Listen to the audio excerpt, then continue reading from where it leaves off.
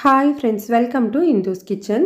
இன்றைக்கி நம்மளோட கிச்சனில் ரொம்ப சிம்பிளான ரொம்பவே டேஸ்டான தக்காளி குழம்பு எப்படி செய்கிறதுன்னு பார்க்கலாம். இந்த குழம்பு செய்கிறதுக்கு ஃபர்ஸ்ட் ஒரு கடாயில் 2 டேபிள் ஸ்பூன் அளவு எண்ணெய் சேர்த்து சூடுபடுத்திக்கலாம். எண்ணெய் சூடானதுக்கப்புறமா இதில் 1/2 டீஸ்பூன் அளவு கடுகு, 1/2 டீஸ்பூன் அளவு சோம்பு சேர்த்துக்கோங்க. இது ரெண்டுமே நல்லா பொரிஞ்சதுக்கப்புறமா இதில் 2 பெரிய வெங்காயத்தை பொடியாக கட் பண்ணிவிட்டு சேர்த்துக்கலாம். கூடவே காரத்துக்கு 2 பச்சை மிளகாயை இடையில கீறிட்டு சேர்த்துருக்கேன். இது கூட 2 வரமிளகாயை இந்த மாதிரி 2 கட் பண்ணிவிட்டு சேர்த்துக்கலாம். இப்போ இது கூட கொஞ்சமாக கருவேப்பிலை சேர்த்துட்டு இது எல்லாத்தையுமே 2லேருந்து 3 நிமிஷத்துக்கு வதக்கிக்கோங்க. வெங்காயம், மிளகாய் எல்லாமே வதங்கினதுக்கப்புறமா இதில் 5 மீடியம் சைஸ் தக்காளியை சின்னதாக கட் பண்ணிவிட்டு சேர்த்துக்கலாம்.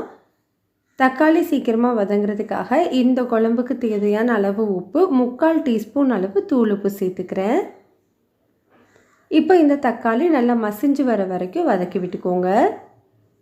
ஒரு 2 நிமிஷம் வதக்கிட்டு இதை ஒரு மூடி போட்டு ஒரு 5 நிமிஷத்துக்கு வச்சுருங்க. அப்போது உங்களுக்கு ஈஸியாக தக்காளி வதங்கி வந்துடும். 5 நிமிஷத்துக்கு அப்புறமா பாருங்கள், தக்காளி நல்லா மசிஞ்சு வெந்திருக்கு. இந்த டைமில் நம்ம மசாலா தூள் எல்லாமே சேர்த்துக்கலாம். இது கூட 1/4 டீஸ்பூன் அளவு மஞ்சள் தூள், காரத்துக்கு 1 டீஸ்பூன் அளவு தனி மிளகாய் தூள் சேர்த்துருக்கேன். உங்களோட காரத்துக்கு ஏற்ற மாதிரி மிளகாய் தூளோட அளவை எடுத்துக்கோங்க.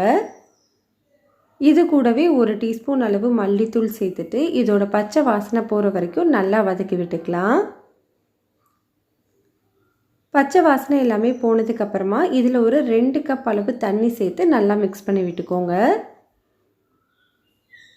நல்லா மிக்ஸ் பண்ணதுக்கப்புறமா ஸ்டவ்வை மீடியம் ஹீட்லேயே வச்சுட்டு ஒரு 5 நிமிஷத்துக்கு இதை நல்லா கொதிக்க வச்சுக்கலாம். பாருங்கள், நம்மளுக்கு குழம்பு கொதிக்க ஆரம்பிச்சிடுச்சு. இந்த டைமில் ஒரு சின்ன பவுலில் 1 டீஸ்பூன் அளவு அரிசி மாவு, 1/2 கப் அளவு தண்ணி, ரெண்டையும் கட்டிகள் எதுவும் இல்லாத மாதிரி நல்லா மிக்ஸ் பண்ணிவிட்டு இந்த குழம்புல சேர்த்துக்கலாம். அரிசி மாவு தண்ணி சேர்த்த உடனேயே நம்மளுக்கு தக்காளி குழம்பு திக்காக ஆரம்பிக்கும். அதனால் உங்களுக்கு குழம்பு எந்த கன்சிஸ்டன்சியில் வேணுமோ அதுக்கேற்ற அளவு தண்ணி சேர்த்துக்கோங்க. இப்போ இதை நல்லா மிக்ஸ் பண்ணதுக்கப்புறமா ஸ்டவ்வை மீடியம் ஹீட்டில் வச்சுட்டு ஒரு 5 நிமிஷம், ஸ்டவ்வை லோ ஹீட்டில் வச்சுட்டு ஒரு 3 நிமிஷம் வச்சுக்கோங்க. மொத்தமாக ஒரு 8 நிமிஷத்துக்கு அப்புறமா பாருங்கள், நம்மளுக்கு எண்ணெய் எல்லாமே பிரிஞ்சு மேலே வந்திருக்கு. இந்த டைமில் இதில் கொஞ்சமாக பொடியாக நறுக்கின கொத்தமல்லி இலைகள் சேர்த்துட்டு நல்லா கலந்துட்டு ஸ்டவ் ஆஃப் பண்ணிக்கலாம். தக்காளி குழம்புல இந்த மாதிரி நம்ம அரிசி மாவு தண்ணி சேர்க்கும்போது குழம்பு நல்லா திக்காகவும் இருக்கும், ரொம்பவே டேஸ்ட்டாகவும் இருக்கும். இந்த தக்காளி குழம்பு இட்லி, தோசை, பூரி, சப்பாத்தி, சாதமோடு சேர்த்து சாப்பிடும்போது ரொம்ப டேஸ்ட்டாக இருக்கும். கண்டிப்பாக இதை நீங்கள் ட்ரை பண்ணி பாருங்கள். டேஸ்ட் பிடிச்சிருந்தால் லைக் பண்ணுங்கள், ஷேர் பண்ணுங்கள், கமெண்ட் பண்ணுங்கள். மறக்காமல் இந்துஸ் கிச்சனை சப்ஸ்கிரைப் பண்ணிவிட்டு கூடவே பெல் பட்டனையும் கிளிக் பண்ணி ஆளுங்கிற பட்டனையும் கிளிக் பண்ணிக்கோங்க.